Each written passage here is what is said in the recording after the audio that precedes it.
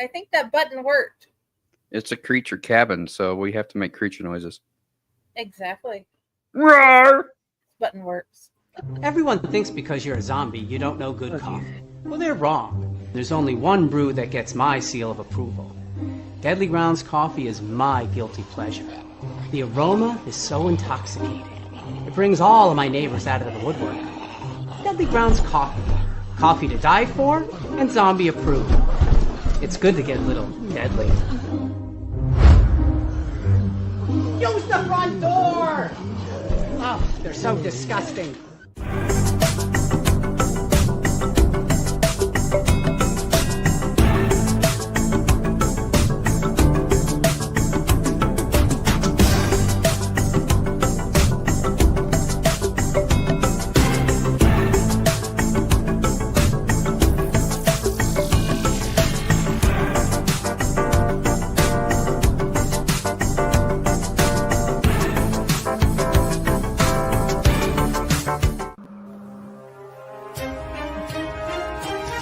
The Dorkening and all affiliated shows are not intended for anyone under the age of 18. The following may contain discussions or scenes that have adult situations, graphic violence, nudity, strong sexual content, and graphic language. This show is intended for mature audiences only. Viewer discretion is advised.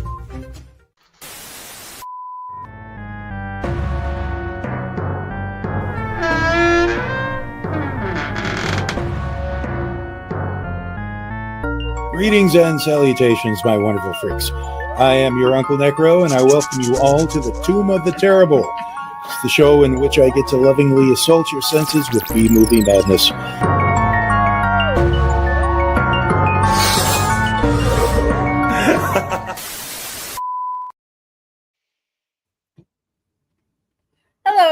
Hello, my lovelies. And as you can see, I am so not Uncle Necro. I am Jenny, your stand-in, but never, ever your replacement. We have Josh, Tom Dog, and Ron. Hi, I am the floating head. Toasty! I am so happy you It's guys like are way here. down at the corner. I am the floating I head. know, right? There you go. So, how are you guys? Doing pretty good. Doing pretty good. I took the day off today after Pirate Fest because I figured I was going to need it in order to recover, and I was not wrong. So, yeah, I slept a very good portion of the day. So, it remains to be seen what it's going to be like when I go back to work. So, ugh. It's going to be day. tiring. I know. I was tired before and I'm tired again. Does that mean I'm retired? I don't think you ever stop being tired. So, yeah. Yeah, that's true. I think it's just a constant state, of like an object in motion stays in motion unless acted upon by outside forces. One object at rest tends to stay at rest when acted upon by outside forces. Well, an object that's tired tends to stay tired unless acted upon by outside forces, like caffeine. I can't disagree. It's gentlemen. it's science. It make some sense. It do. I just now came up with that. That's pretty funny, Ron. Oh, watch it. He's talking to himself. Careful. Yes. When you're Sharing voices. having a conversation with you, can you please tell us what your initial thoughts were of the movie? Oh, okay. I did not do this on purpose, and I didn't know that it was set. The CC captions for the movie were turned on when I started the movie. I didn't know that on Tubi. Okay, so I don't know if it's the default setting or not. But I didn't really know what to think about this movie until I saw in the captions, Kung Fu Girl screams. And I thought, oh boy, where's this going? I have no idea. And that's how she's actually credited in the movie. if you read through the credits at the end, she's called Kung Fu Girl. I thought that was just hilarious. And it's like I don't even read the credits. it's so not kung fu, but I thought it was really well done. But to me, it was just a great setup for the movie because you don't know if this is main character, if she's a heroine, she's going to survive, she's not going to survive. So just the whole way that they set it up, and I just thought it was brilliant. I thought, oh boy, that's what this movie's going to be like, you know. And then you jump into the lead character Oz doing her band practice, and it just starts getting weirder and weirder from there until you're like, where are they going with this? What is happening? What's going on? Like, who are these people and why should I care about them? But it all sort of comes together without really any explanation. You're just kind of along for the ride. And I started to realize this movie is just like an Australian version of Evil Dead. And there's even a lot of parallels to Evil Dead in this movie. So I already knew, just like from the outset and the intro in the first 10 minutes, even before they do the title sequence, that this is going to be a fun movie. And I was not wrong, because I really enjoyed this movie from beginning to end. About partway through the movie, they make it incredibly obvious because the poster of the Evil Dead. I know, Like, I hey. saw that. Oh, and they got a Jason mask hanging on the wall. They got the Freddy hat. Mhm. You know, they had like a lot of like little Easter egg tidbits of other horror movies throughout. But I just thought, yeah, they knew what they were doing when they made this movie. Oh yeah. Okay, Tom Dog, what is your initial thoughts about the movie? I agree with what Ron was saying, and quick side note on the Evil Dead poster would have been fun. Would have been a fun Easter egg if they actually used the an actual. I guess they couldn't use the movie poster, but they went for the second best, and that was the Evil Dead video game for the PlayStation. Yeah.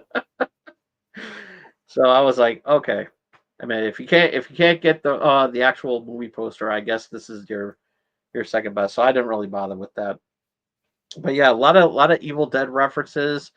I thought that there was also even with the Oscar character, she was kind of going off as a Buffy the Vampire Slayer hybrid of both the movie and the TV show, if that makes any sense. So yeah, that was pretty funny. And then of course the beginning of the movie was like a bad Power Rangers ripoff, and like a Power Rangers stunt show, and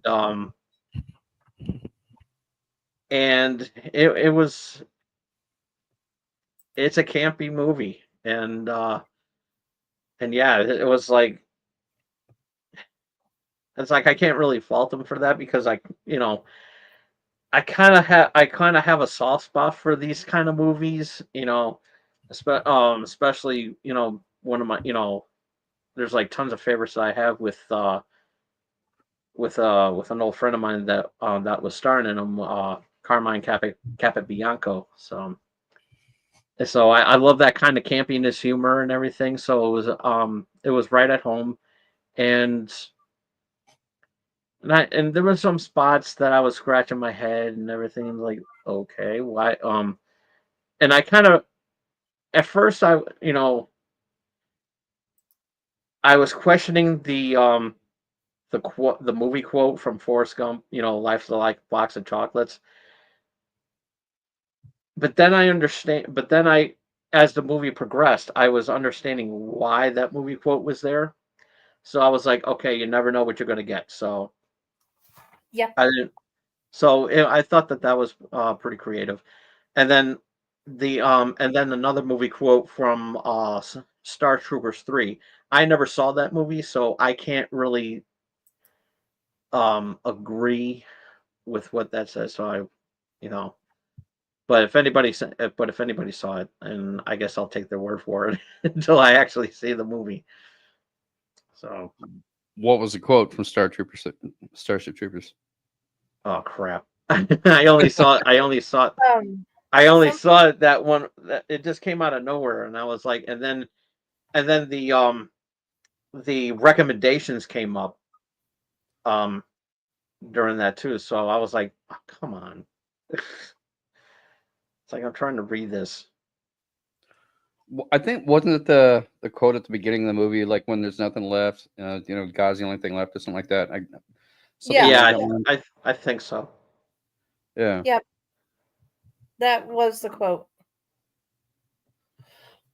So You? Or wait a minute, were you done? yeah, I'm done. Okay, I'm sorry. I'm like, hey, wait a sec. Were you done? Okay.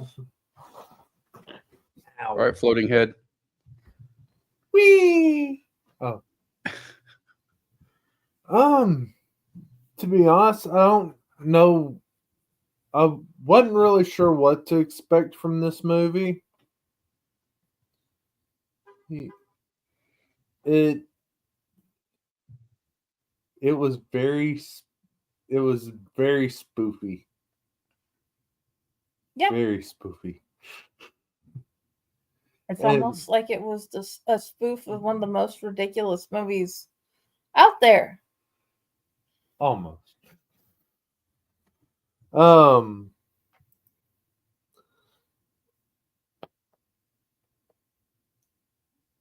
I really don't have much to say about this one. Alrighty. Well, that just sums it up. Okay, show's over. Good night, everybody.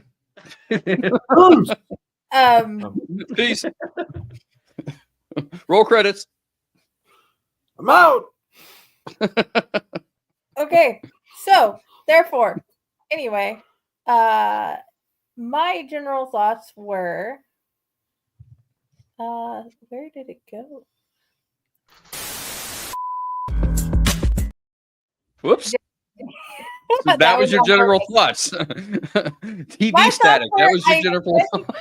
It started out with your expected garage band, and then she got kicked out, and of course I knew there was going to be something go really weird and wrong when they got to the cabin. I just wasn't expected to be a spoof of one of my most favorite movies ever, well, trilogies. And then from there, it's one of those I just gave up on trying to take it seriously. So, yeah. If you don't take it seriously, it's not that bad of a movie. It's rather enjoyable. Okay. Tom Dog. We did first impressions. Why did my brain go blank? What do you not like about this movie? Yeah, that's what I was Oh, thinking. we got to do what do we like about the movie? I think that's after what do we not like about this movie? What? Yeah. Well, It bounces. what do you like about this movie, Tom Dog? The spider jump scare. I have arachnophobia, so with the spider coming in and jumping in front of the camera, yeah. Yeah, that got me. The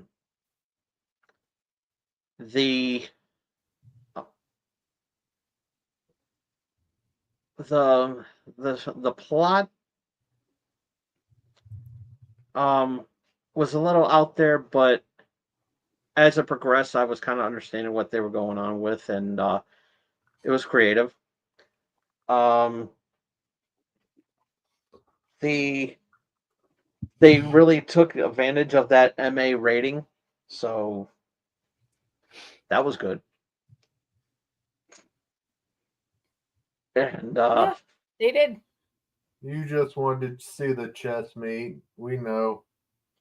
yes, The chesticles. yes, and yeah, that was pretty good. And so I laughed at some spots. where I thought was pretty funny and everything. So um, it was good. Those are my good spots. Alrighty. You guys are Ron. killing me here. You're not giving me a lot to work with. I thought a lot about this movie was done really well. Some of the dialogue is pretty funny, especially toward the end when Oz is just like ripping out the guts and the intestines of Rain when she has her tied up to the post, and Rain's like, "Oh, that's not supposed to be outside of me," or "Oh, I need that back," or "Oh, that stings." I just thought, that's really That was camp funny. humor because that's very Evil Dead-esque. And Yeah. then they're shagging on a shag carpet. Come on now. And then that turns into Yeah, baby. yeah, and then that turns into basically the basement scene from Evil Dead where they're trying to keep the monster down in the basement and she's like trying to push it back down. I thought, man, that That is was straight funny. out of Evil Dead, So Yeah. it's like there's a little homage right there. Some of the things I thought was weird was just like how they introduced characters in the movie, and you're like, why are these characters even here? Like the girl in the wheelchair with her friend that are walking through the woods. There's no introduction for them, but they just happen to be there. There's no explanation as to why they're trying to find their way through the woods. And the only one that actually escapes is the girl in the wheelchair because she does show up later on in the movie and eventually becomes like one of the pivotal characters, but you don't know what her deal is. The one, what was her name? The one driving the hearse, kind of the burnout that was possessed, that takes him to the cabin, and then she disappears and she's not seen like hardly ever again throughout the rest of the movie. I think she reappears once and then dies pretty quick. So there's just like characters that are introduced that have no backstory or anything like that. So that was one questionable thing that I wasn't really sure about, but it seems like everybody's in the movie for a reason. So they have a role to play, that they're there for a reason, even if they don't have a backstory or anything like that. So that's pretty good. There's no background story on what this ritual is, what this ritual is for, why they're trying to conduct this ritual. There's literally no explanation for it, just that they're trying to summon this unicorn. And the unicorn mask, I have to admit, was pretty badass looking. It was a really cool. Yeah, it was. And it was attached to a rather nice form. And the way that they did her wings and have her flying off, they did a really good job with that because it doesn't really look like wire work. It looks like, they must have spent probably some of their budget, like quite a bit of their budget on that wing contraption, because those were not low budget wings. They were done like really well. And then whatever the contraption was in the harness that picked her up into the air, none of that was visible. And it looked really natural. So I thought that was really well done. We don't know what this unicorn creature is, just that it's either a minion of evil or something of Satan. But I thought that it's kind of a neat character with no explanation just on its own, because it's so different than what you would normally see. It's not like your regular winged demon. It's not grotesque and foul looking because it's this attractive girl wearing a unicorn mask, and the mask is really badass looking. So there's just things that really don't make sense in the movie, but it all ties together pretty well. You've got dream sequences that act as foreshadowing. I thought that was pretty well done. And usually the dream sequences are Ozzy, having her band practice and things getting really weird. So I thought that was pretty cool with the way that they tied that all together, so that even those characters at the beginning of the movie in the band, they still have a role. they still have something in the movie because of the dream sequences taking place back there. It's like you're in charge of editing this movie after it's made. And somebody says, here's all the clips, figure it out. And you look through all of this shit, you're like, what the fuck? Like, what is this? What is this supposed to mean? Give me some context. Give me some background information so I know, like, in what order this is supposed to go. They're like, man, here's a loose copy of the script. You know, it's like the pages aren't even numbered, and you have to go through and try to piece it all together and figure it out. And so the editor of this movie probably had the toughest job to put all of their shit together into something contiguous and make it make sense, and did a fantastic job doing so, because without context, taken separately, this shit would make no sense whatsoever, but it holds together and it moves the movie along. And like, there are like some graphics that look totally out of the 90s that you normally wouldn't see in horror movies. And I think it was the editor's way of transitioning from one scene to another, because they had no idea what to do with that segment. They're like, okay, well, here, I'm going to put this graphic in because it's the only way I know how to get from one scene to another. And it just adds another layer of campiness to the movie. And you're like, that was kind of cool. So there is like so much going on in this movie that if you just watch it one time, you're not going to get everything. I feel like it's a kind of movie you need to watch at least 2 or 3 times so you can really appreciate a lot of the things that are actually happening in the movie. So, yeah, I think that there's a lot going on in it that it deserves more than one watch. Yes. It definitely deserves more than 2, because I've went through it twice, and I know there's still stuff I've missed. Because I'm like, I didn't get everything that time, and I know I didn't get everything that time. Let's try this again. Well, one of the things I caught myself doing was, after I realized this is just an Australian version of Evil Dead, and then I saw the Evil Dead poster on the wall, I started looking in the background to see if I could find any other Easter eggs. And that's when I spotted the Jason mask and like the Freddy hat and all of that. So then I was like watching stuff in the background to see if there was anything else that I missed.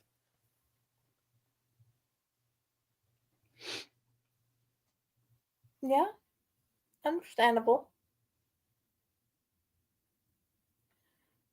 What about you?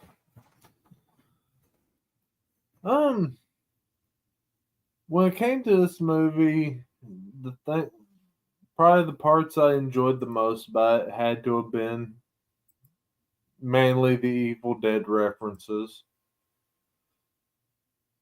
At least the blatant ones, anyway. And then I had to laugh early on in the movie after she gets kicked out of the band and she's the vehicle splashes her with water. She starts storming off and then starts stomping the hell out of a stick. My only thought is, what the stick ever do to you? It's kind of a stupid moment, but you know. We've all been there. Yeah. It's like stick abuse. Stick abuse. But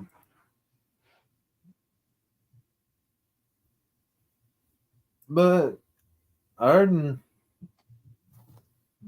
really ain't, as I said, I really ain't got much other than that. I think I definitely like the scene where she's removing the organs and the pro quo back and forth they were having. The dance scene, that was actually kind of fun. The scene where she's sitting there watching herself sing and trying to figure out, how do I get out of this? I enjoyed that scene. It's one of this is one of those movies that was so ridiculous. I don't think I had much that I disliked. You know?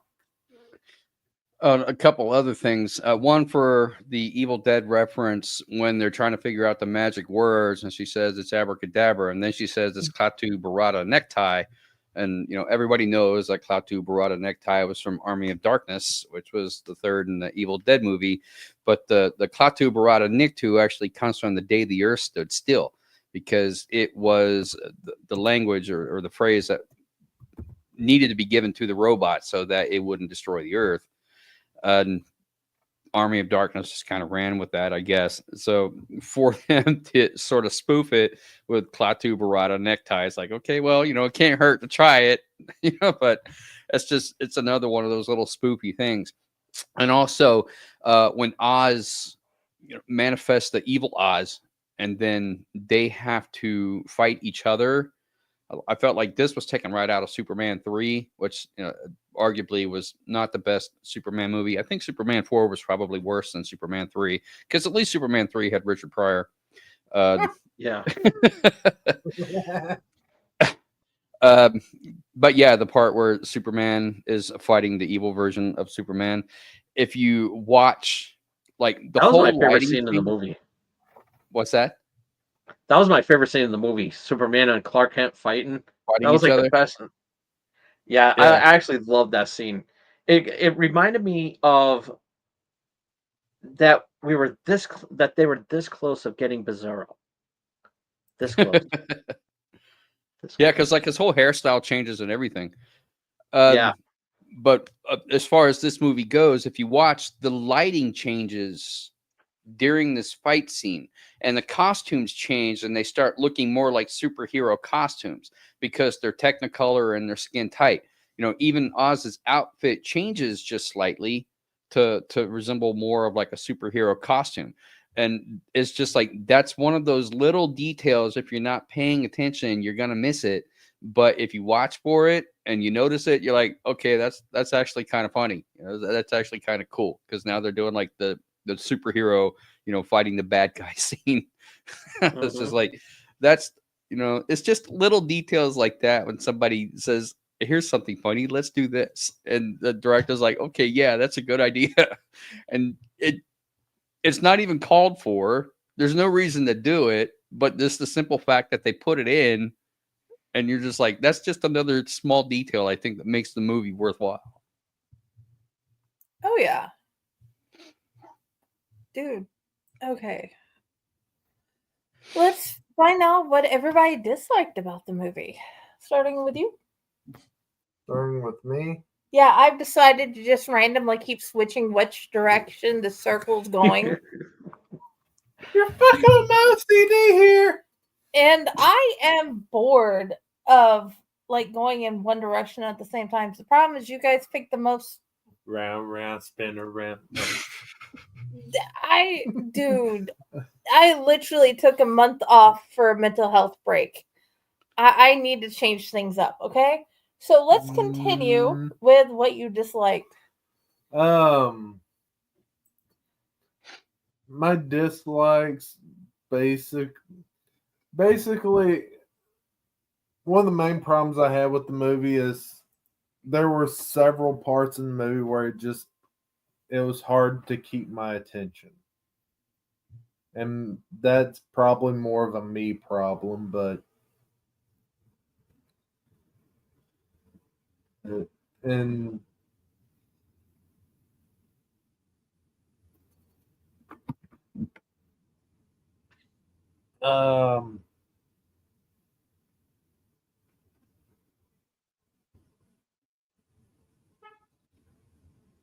he really got much else.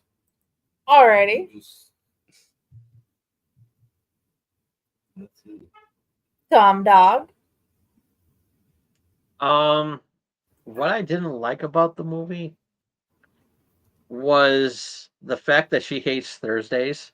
So I felt offended when she said that. And she said, "Oh, it's got to be a Thursday," and then in big bold letters on the street it said Thursdays suck, and I took offense to that, because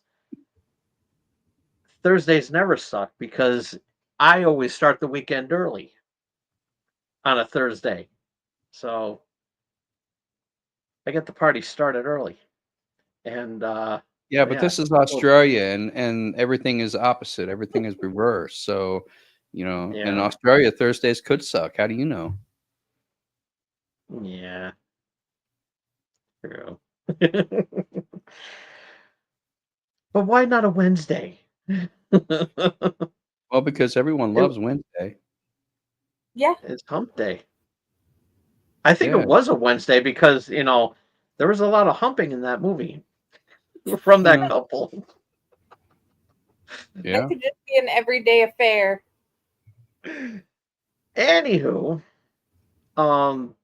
so yeah, to me Thursdays, the special effects of the Dark Unicorn, it's a blink if you miss it, then I hope you did type of moment, because that was the cheesiest CGI I have ever seen. That was like the lamest CGI I have ever seen on that. They should have just cut that part out and just had that that the more realistic of the unicorn. That was more badass, and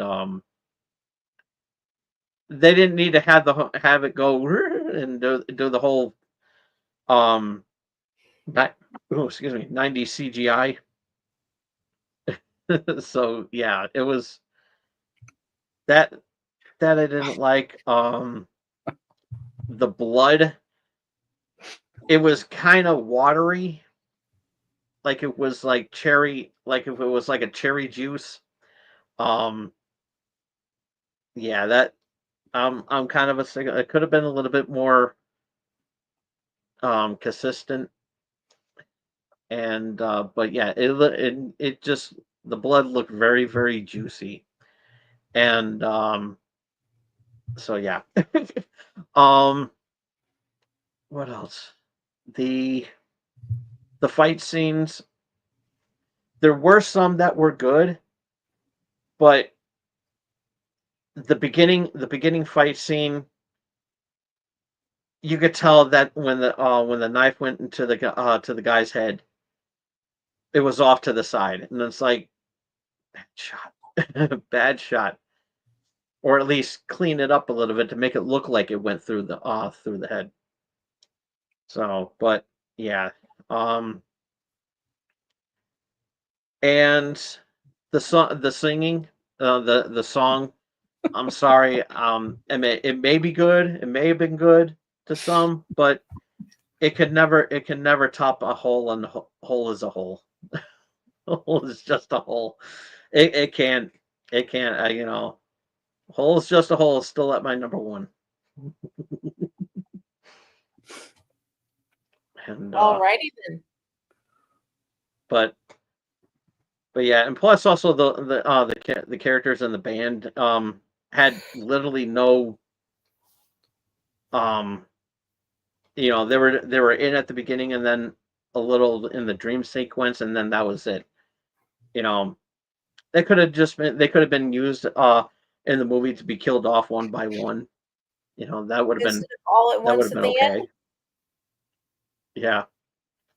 And then, and then the obvious plot twist, the obvious foreshadowing, or whatever you want to call it, it's like, oh, we're gonna, maybe you guys should dress up like, the instruments that you're playing, and and you'd be like playing yourselves and everything. And it was like, that guy was like a discount, was a Temu version of Jack Black. You know what I mean? But it was fun for me because I was able to riff those parts and just reference a lot of Jack Black movies. So it was a lot of fun. So oh yeah, another man's trash is another. One man's trash is another man's treasure. So thank you, producers, for giving me that. Treasure. So. exactly. But yeah, those are my dislikes of the movie. Run. There's not a lot that I dislike about this movie, other than the way that a lot of the characters were introduced, and there's not a lot of backstory given on any of this stuff. Not that I think it matters, because if you just sort of go with the movie for what it is, you'll be fine. One thing that hasn't been mentioned, I think Tom Dog touched on it just a little bit, because when he mentioned the singing, is there's a whole ass rap battle at the end of this movie where Oz goes against us. I guess it's supposed to be the devil, or the unicorn's boss, so to speak, I guess. And this was straight out of like Tenacious D, Pick of Destiny, but it's really set up like epic rap battles of history. And Yes, I it feel is. like they lost a golden opportunity there, because they've already displayed graphics on the screen throughout the movie. Like Tom referenced the Thursday Suck. They've done a few things like that, but they totally could have done like, epic rap battles, and then you have the devil versus Oz, and then or they do like a round one or something like that. But what gets me is that the devil's rap is fucking on, and Oz's is so fucking lame. It's like her rap is terrible. It's just like, how on earth did she win this rap battle against the devil, because her rap was terrible? And I was just like, I don't know. But She won by stabbing the devil in the Yes. I'm like, okay, whatever. But see, that would have been another opportunity. They could have brought the band back from the beginning of the movie to have them be the backing band for the devil when they're doing this rap battle, and have them like all demonified with makeup and shit, and like the scene from Dusk Till Dawn, when the band turns into vampires and they're using body parts as instruments, because that would have like harkened back to what the dude said at the beginning of the movie about dressing up as instruments and then playing humans or something like that, and that would have been a really good callback for it, but yeah. by that time they probably already threw away a bunch of their budget on the freaking unicorn wings and like some of the special effects and shit that they had. Some of the special effects were actually kind of low budget but very effective, like the painting on the wall. Who the fuck knows what that painting is anyway? I've never seen it before. So it's like something from the 15th century. Did they have wheelchairs back then? Who the fuck knows? It's like how are you the sudden expert on this particular painting that nobody's ever seen before? And to be honest, I still have no idea what the painting was, because it's not very like articulate. It's not very detailed. It's just there on the wall. But like the low budget effect, when she cuts the painting and then the blood starts spilling out, like that's a very easy effect to do, very low budget, just by having somebody standing behind the wall and then pouring the bucket of blood through the slit in the painting. Something like that. But it's still it's rather effective. So they had, sort of a mix of like different effects in this movie, and for the most part, they all kind of work, because when taken in total, it does add to the campiness of this movie. And once you realize that this is kind of a spoof of like Evil Dead and a lot of Cabin in the Woods style movies, then you sort of take everything with a grain of salt at that point. And like the end scene, or the mid credits end scene, and you see Oz return, and now she's got the wings. So I thought that was, I don't know if anybody watched it that far, but I thought that was a pretty cool little detail too, because it kind of sets up like maybe there could be a sequel, because we don't know why she's returning, but she doesn't have the unicorn mask, so maybe she's a force for good. Yeah, we you don't saw know. their version of God, Yeah. and then you saw her come back as an angel. That would be the I guess the interpretation of that, or that's what they're trying to insinuate. But of course, there's no dialogue at that point, so you don't really know. But it does hint that maybe there could be a sequel. Like she's supposed to battle this cult that that does this ritual at the cabin. So who knows? I did not actually do any research to find out whether or not there was a Creature Cabin 2. So maybe it hasn't been made yet. I don't know. This movie's fairly recent. I have utterly no idea. Okay. I can honestly say this is one of those movies where I got to the point where I decided it was just a spoof of spoofs, or just it did not take itself seriously in general. So it's one of them. It's on the list of I like it as is, and I've decided, yeah, there's flaws and whatever, but it's supposed to be, and I just don't dislike it. Okay.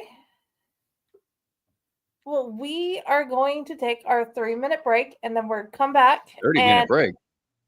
The what? 30-minute break. 3-minute break. I was gonna Our say, 3-minute break. I'll go make dinner.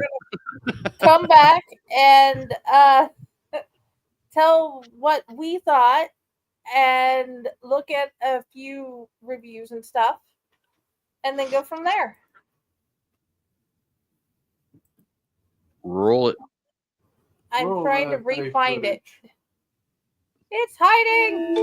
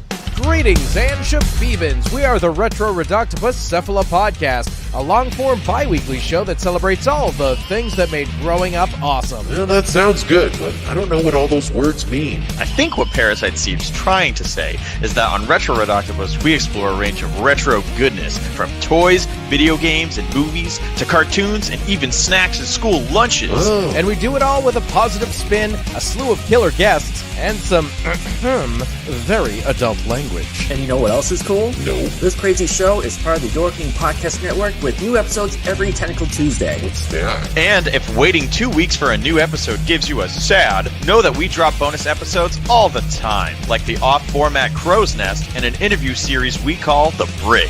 You can listen to Retro Reductopus on Apple Podcasts, Spotify, Stitcher, or any app that's cool enough to carry the only show that celebrates all the things that make growing up awesome.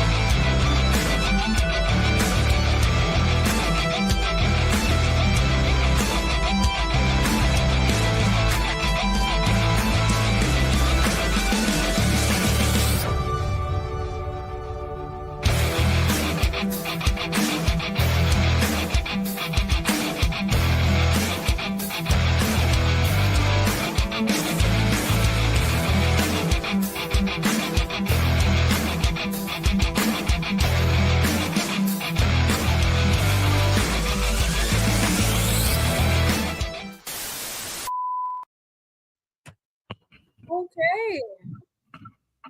Let's see. What was your rating out of let's go with weird cabins in the woods. How many cabins of the wood in the woods would you give this Tom Dog, and would you recommend it to others? I'm going to be very fair about this. I mean, they did a pretty good job, and I don't know what I stepped on, but and I will give this a 6 cabins out of 10. Seems kind of fair. And but yeah, 6 cabins out of 10. For the campiness, I did enjoy it. There were, with the parts that I didn't like, I'm not gonna mention them again. But yeah, it just had a nice little homage to all the campy crazy movies from from the 80s, like the Evil Dead movies and the some other ones too. And but yeah, it was pretty good. It was pretty good. And I'm not gonna you know say it wasn't bad. I still enjoyed it. Will I recommend anybody watching this film? Yeah. If you're into campiness of the Evil Dead movies, then yeah, this would be right up your alley. Because they had, where they had the stuff that hit it, it had a pretty good plot. And yeah, it was right there. So yeah, I do recommend this movie. Alrighty. Ron, how many cabins in the woods would you give this movie? Well, since he gave it 6, I'm assuming that we're doing on a scale of 1 to 10 and not 1 to 5. Yes. Yeah, Okay. on this show we're always 1 to 10. On Bloody Binge, it's 1 to 5. All right. Well, before I give my rating, something that I was just now thinking about is there is a movie called Cabin in the Woods, which obviously plays on the whole trope of Cabin in the Woods. We know, Evil Dead is like one of the most iconic Cabin in the Woods movie. Now, the movie Cabin in the Woods is very interesting because of the reveal that happens about 3/4 of the way through the movie, which completely changes the whole direction that the movie goes. And then you're like, huh, what the fuck? But it's one of the coolest reveals ever in a Cabin in the Woods movie for me. Now, this movie is not quite on that level, but it is campy fun along the same lines as Evil Dead and some other Cabin in the Woods movies that use that trope. It made me wonder, what was the first movie that used a Cabin in the Woods trope? How far back does it go?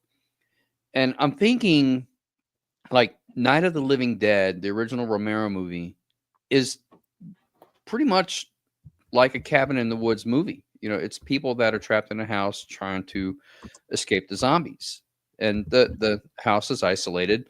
So it, in and of itself, is kind of like a Cabin in the Woods movie. This movie is, in my opinion, maybe not as iconic as Night of the Living Dead, but it's somewhat marginally better because of the campiness and the humor that's used in it. Night of the Living Dead was meant to be scary. This one's not so much meant to be scary as it is meant to be fun and campy. So I don't really know if you can grade this one on the same scale that you would with the Cabin in the Woods movie or Night of the Living Dead. But you sort of have to place it along the same lines as Evil Dead. And then the question is, who did it better? Evil Dead might win just because it's the original and they did a really good job on a credit card budget. So for this movie, I kind of agree with Tom Dog. It's a little better than Midway because of the campiness. So I could easily give it 6 Cabin out of the Woods, but I want to give it one more because the soundtrack is phenomenal. This movie has a great soundtrack. A lot of the songs, I think that they were all actually done by the band that appears in the movie. Maybe not all of the songs, but I think a good majority of them were probably done by the band that actually appears in the movie. And whenever you get something like that involved, when you get, original music from a band for a movie that appears in the movie, I always like that because they're keeping everything in house and it's among friends and you're getting everybody involved, So I always like that. So I have to give it one extra cabin for that reason. So I'm going to go with 7. Awesome. And would I recommend it? Hell yeah. And I've already got a couple people in mind that I can recommend it to, because yeah, I think this one needs to be seen. Yes. I agree. What about you? I would probably give this one about a 5, just on the grounds that it had a lot of it had a few moments where it just couldn't quite keep my attention.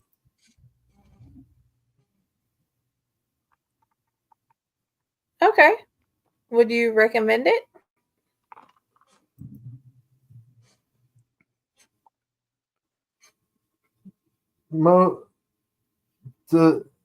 To someone who I know likes spoofy type movies.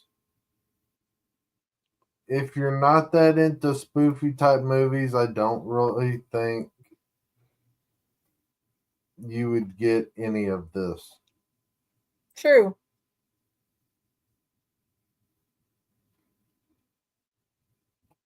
Alrighty. I would definitely give it on the basis of the movies we've been watching on the show. I give this a good I'd give this a 7, Cabins in the Woods. I would recommend it to others. And I'm probably going to rewatch it because it's one of those where I definitely miss things. And although there's probably more little Easter eggs somewhere in it. No, where did it go? Because I've been trying to find things. Because I forgot to set it up before the show because my favorite co-host isn't here for the show. The only trivia that the usual site has is the song playing at the end credits is Statues from the Canadian indie band Mouthful of Daisy. And the other one is the song in this movie, Time for Kicking, is from the debut album of the same name and was written by the band The Bare Hambones.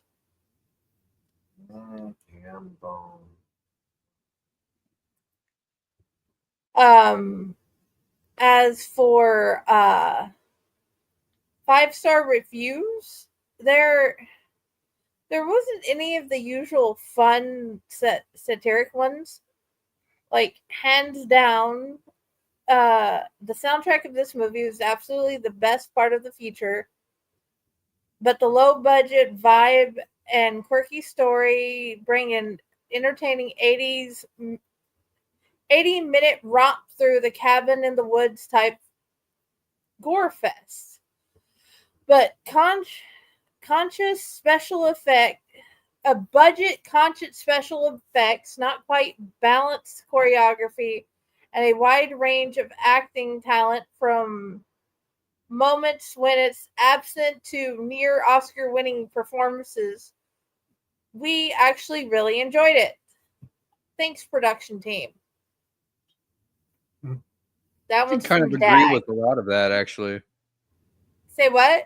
I can kind of agree with a lot of that, actually, especially about some of the acting talents, because this probably had a lot of new actors that weren't really experienced, and some of the acting, was definitely better than others. And for the people that weren't as experienced or weren't as good at actors, are not really shown in the movie as much, So I can kind of agree with that. And like I did mention that before, that it does seem to be a wide range of special effects in terms of low budget towards throwing more money at it. So that review actually does bring up some good points. Oh yeah. And Friday disappeared again.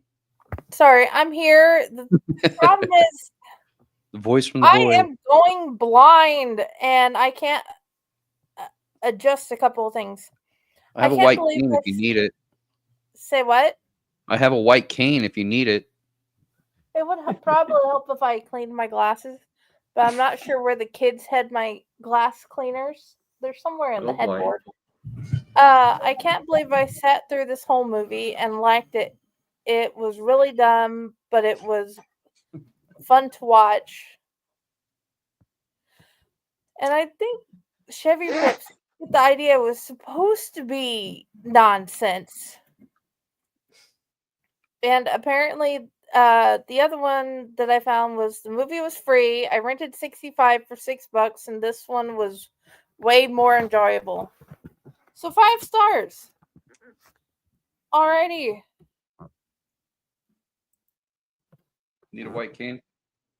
I should probably get new glasses. Okay. But that'll be a next year thing. Okay, let's go through.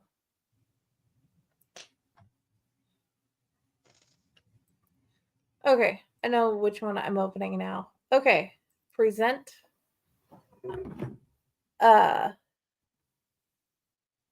Present wheel. Oh. Yes. How's it looking over here? Would help if I did share screen. There we go. There we go. It's alive. You need to expand the window a little bit, though, to kind of cut off the wheel. Okay, let's get this thing to go away.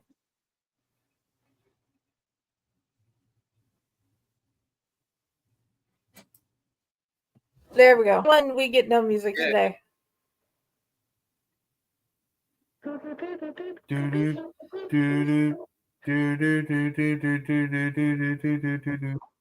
got 12 movies. Frogs, 1972. Frogs, 1972. Okay. Oh, so that was the year I was born. So that'll be interesting to see what they did back then.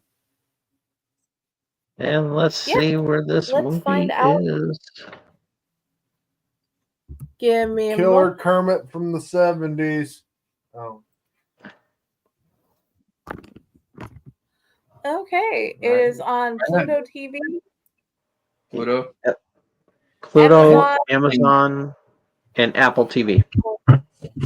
I have a feeling this movie is going to be a lot like Night of the Leaper. Okay, it is definitely included in my Prime subscription, so that makes that a lot easier. I will find links later and put them in all the places. Ladies and gentles, ladies and mentagents, and we will go from there. Sounds like a medical condition. I have a serious case of mental gents. Okay. Horror movie watchers, let's go with that because that gets everybody. Okay. Where do you want people to find you, Tom Dog? You can find me on YouTube at Tom Arcade 69. Got some pretty cool stuff coming up this Thursday with Channel X and Wrestling Prime. No wrestling. Wrestling Prime Elite will be on this coming Sunday because Saturday will be my review of Saturday night's main event for the OG Wrestling Prime. So pretty much laid back episodes this week and everything. So no shows on Friday. So be taking a break. And I did a review already on the Reese's Peanut Butter Cup with jelly.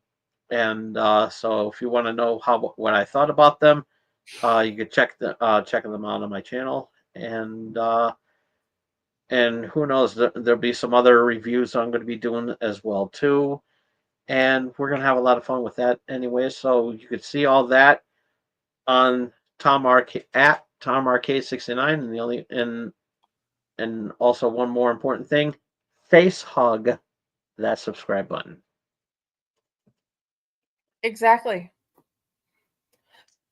Ron, where would you like people to find you? They can find me on my author page on Facebook at Ronald W Gillespie Jr. -author, which is currently being managed by our very own Friday.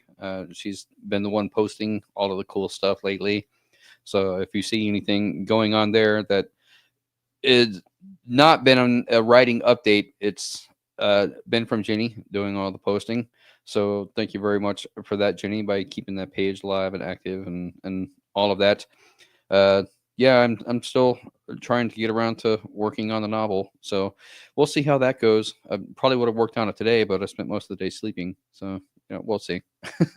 Understandable. I just hope you like the new graphics I made of Inside My Nightmares. Oh yeah, it's always good because it saves me from having to do it, and that's very time-consuming stuff. Yeah, well, it was at least enjoyable to do because I like reading. Tom Dog, I can't wait to find out what you put in Killer Stroke. And at some point, I will be able to read Ron's. I think he sent it. I submitted it. You should have it. Yeah, but I've been trying to get ready for this party Friday. So, yeah. I'm gonna be getting back into the to finishing my short story by sometime this week and everything. Well, And, Friday. I'm looking forward to that. Yes. Del and Raz both read my story for Killing Stroke, and they both gave it their approval. So I'm fairly certain that you'll like it as well. Oh, I don't ever doubt your writing, Ron. That is not a thing I doubt because you are an awesome author. I don't doubt Tom Dog's writing. I just know it's very hard for him to write sometimes, which is fine. I had a block as well, and now it's like it's all falling on paper. As long as I write it out on notebook paper, it's coming out. So, and you will be published for the very first time. Your pictures. Friday is his debut publishing for his photography. I am so excited for my husband. So awesome. He'll be here Friday. I made pictures. Yay! Hello. So you should give some context to what these pictures are for so that people will understand them when they see them, because I have a feeling they're going to be pretty interesting. Okay, basically, due to you guys know about the Bewildered Beast thing. Yes, so we do. We went through the park, and Raz's contacts randomly. Behold, the Bewildered Beast was here. So we went through and we took lots of pictures. We did not send all the pictures in because a lot of them were of our children and other people's children because this was a holiday event. But the ones that were just taken of the park itself that had nobody in it, he sent 5 of those in. And they're all of them are titled, Behold, the Bewildered Beast was here. So, yeah. No, I look forward to seeing the photo. My word is not brain. So where do you want people to find you? Under my ventriloquist hat. You're just going to find a lot of very mousy, brown, and gray hair and under there. There's a lot of gray hair over here. Yeah, but the really funny thing is you've had gray hair since before I met you in 10th grade. So yeah. Anyway, let's get back on track. Find her if you want to talk to me. Find her. She'll translate. Yeah, I'll translate Josh to you and you to Josh. But anyway, thank you all for joining us on this chaotic episode. And yes, this movie was chaotic. It was fun. It was definitely something I recommend y'all going to find out. Y'all going to watch. That is what I'm trying to say. So I hope everybody has a wonderful night. Thank you, my amazing gentlemen, for being here and making my day better.